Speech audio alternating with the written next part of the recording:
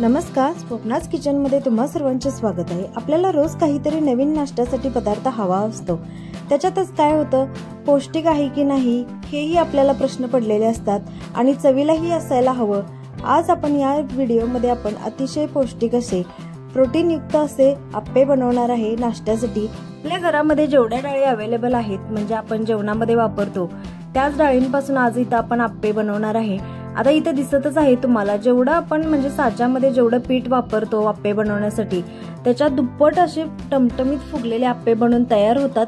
आतून असे मऊसूत अगदी जाळीदार बनून तयार होतात आणि चवीला तर काय विचारायलाच नको, अतिशय अप्रतिम असे चविष्ट बनून तयार होतात आणि फुगलेले आहेत त्यामुळे खायलाही खूप सुंदर वाटतात आणि थोड्या पिठामध्ये असे भरपूर सारे बनवून तयार होतात। याच्यामध्ये आपण आता मिक्स डाळी वापरणार आहे। आता लागणारं साहित्य आपण घेतलेलं आहे, आपल्या घरामध्ये ज्या सहज उपलब्ध होतात डाळी त्या इथं मी वापरणार आहे। तांदूळ आपल्याला घ्यायचे आहेत, जेवढं डाळींचं प्रमाण आहे तेवढ्याच प्रमाणात आपल्याला तांदूळही वापरायचे आहेत। आता जे वाटी दाखवलेली आहे मी व्हिडिओमध्ये त्या वाटीच्या प्रमाणात 2 वाटी इथं मी तांदूळ घेतलेले आहेत, बाकी सर्व डाळी अर्ध्या वाटीच्या प्रमाणात घ्यायच्या आहेत। इथं उडदाची डाळ ही मी वापरणार आहे, उडदाची डाळ मात्र आपल्याला 1 वाटी एवढ्या प्रमाणात वापरायची आहे। आता इथं मुगाची डाळ अर्धी वाटी, मसूरची डाळ अर्धी वाटी, तुरीची डाळ अर्धी वाटी आणि आपली हरभऱ्याची डाळ अर्धी वाटी घेतलेली आहे। सोबतच 2 चमचे मेथीदाणे घेतलेले आहेत, आपल्याला अगदी मऊसूत आणि जाळीदार होण्यासाठी मेथीदाणेही इथं वापरायचे आहेत नाश्त्यामध्ये। अशा पद्धतीने तांदूळ आणि ज्या सर्व डाळी आहेत त्या एकत्रित आपल्याला स्वच्छ धुवून घ्यायचे आहेत पाण्याने। साधारणतः 4 ते 5 वेळा आपल्याला हे सर्व साहित्य धुवून घ्यायचं आहे। अर्धी वाटी बाकीच्या सर्व डाळी घेतलेल्या आहेत आणि 1 वाटी मात्र आपल्याला उडदाची डाळ इथं वापरायची आहे। आता इथे सर्व डाळी आणि तांदूळ मी अशा पद्धतीने स्वच्छ धुवून घेतलेले आहेत। आता उडदाची डाळ इथे दाखवायला मी चुकून विसरलेले आहे, तुम्ही 1 वाटी उडदाची डाळ आठवणीने इथं वापरायचीच आहे।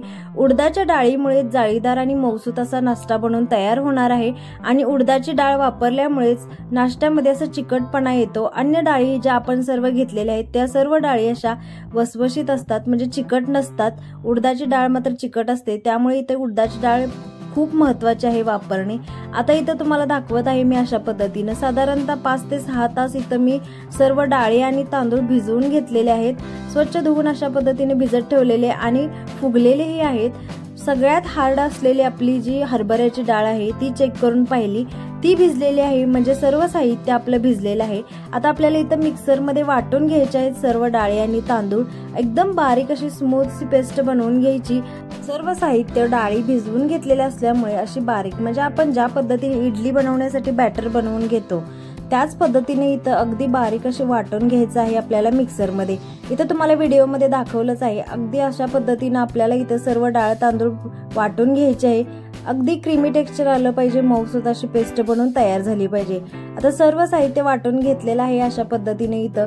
आता आपल्याला हे भिजवण्यासाठी ठेवायचं आहे, म्हणजे याच्यामध्ये फर्मेंट होण्यासाठी आपण इथं थोडासा सोडा वापरणार आहे आणि मीठही लागलंच आपण याच्यामध्ये वापरायचं आहे सोड्याबरोबरच। आता काय होतं, थंडीचे दिवस असल्यामुळे पीठ फर्मेंट व्हायला जास्त वेळ लागतो। तुम्हाला जर सोडा वापरायचा नसेल तर तुम्ही जास्त वेळ देऊ शकता फर्मेंट होण्यासाठी। आता नाश्त्यासाठी बनवायचं म्हणलं की सकाळी लवकर घाई गडबडीत आपल्याला हवा असतं, म्हणून मी ते रात्री याच्यामध्ये सोडा आणि मीठ घालून लागलंच ठेवलेलं आहे बॅटर फर्मेंट होण्यासाठी।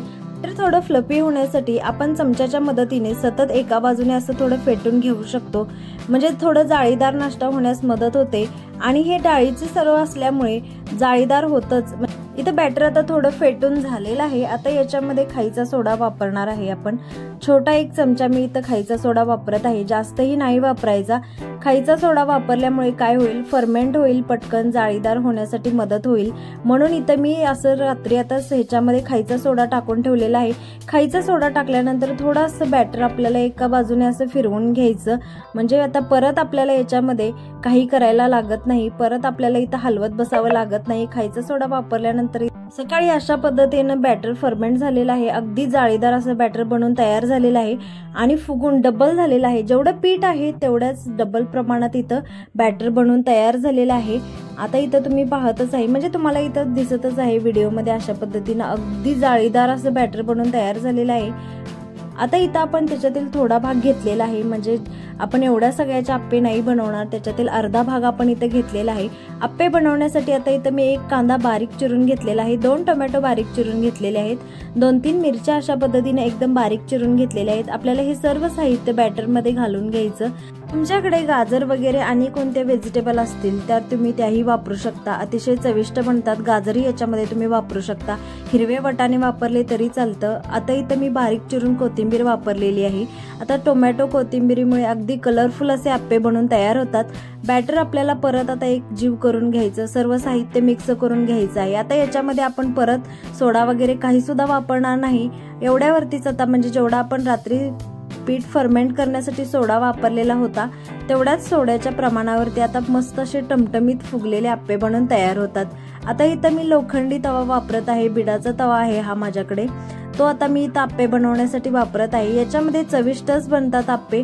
तो गरम झाल्यानंतर याच्यामध्ये मी तेल ओतून घेतलेलं आहे। पहिल्यांदा ज्यावेळेस आप्पे बनवतो म्हणजे पहिल्या ज्यावेळेस बनवत आहे त्यावेळेस मात्र तेल थोडं जास्त वापरावं लागतं, त्यात हा लोखंडी तवा असल्यामुळे खाली लागू नये, चिटकू नये म्हणून आपल्याला इथं जास्त तेल थोडंसं वापरावं लागतं।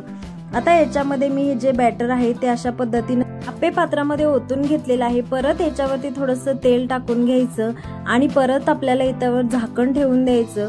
साधारणतः 5 ते 7 मिनिटं आपल्याला इथं लागतात आप्पे बनण्यासाठी आणि अतिशय मस्त असे दिसत आहेत, कलरफुल। टोमॅटोचा कलर वर दिसत आहे रेड असा, कोथिंबीरीचा कलर दिसत आहे ग्रीन असा, आणि इथं तुम्ही पाहतच आहे आता अगदी फुगलेले आहेत आणि भाजलेले आहेत व्यवस्थित। अशा पद्धतीने गॅसच्या मीडियम फ्लेम वरती आप्पे बनवून घ्यायचे। हाय फ्लेम वरती ठेवलात तर जे मध्ये सेंटरला जे आप्पे असतात ते करपले जातात, खालनं जळतात, म्हणून गॅसची फ्लेम आपल्याला मीडियमच करून आप्पे शेकून घ्यायचे। अशा पद्धतीनं अगदी मस्त चविष्ट बनून तयार होतात आप्पे। एकदा तुम्ही नक्की बनवून बघा अशा पद्धतीनं, आणि चविष्ट पौष्टिकही आहेत, डाळींपासून बनवलेले आहेत त्यामुळे प्रोटीनयुक्तही आहेत। नेहमी डाळ तांदूळ वापरून बनवता म्हणजे उडदाची डाळ आणि तांदळाचे बनवले जातात आप्पे, तुम्ही अशा पद्धतीने मिक्स डाळींचेही आप्पे पौष्टिक बनवू शकता। अतिशय हेल्दी नाश्ता आहे, मुलांनाही खूप आवडतात। आता ही रेसिपी तुम्हाला आवडली असल्यास व्हिडिओला नक्की लाईक करा, शेअर करा आणि कमेंट करायलाही विसरू नका। म्हणजे रेसिपी तुम्हाला कशी वाटली कमेंटमध्ये नक्की कळवा, आणि अशाच सिंपल रेसिपींसाठी आपल्या चॅनलला नक्की सबस्क्राईब करा। आता मस्त इथं टमटमीत फुगलेले आप्पे बनवून तयार झालेले आहेत, भरपूर सारे आप्पे बनवून तयार होतात थोड्याशा पिठामध्ये। आता इथं आपण नारळाची चटणी बनवलेली आहे अगदी सोप्या पद्धतीनं, जास्त काही वेगळं इथं बनवलेलं नाही। नारळाच्या चटणी बरोबर आप्पे खायला खूप सुंदर लागतात, चविष्ट लागतात। परफेक्ट असे आप्पे बनवून तयार झालेले आहेत।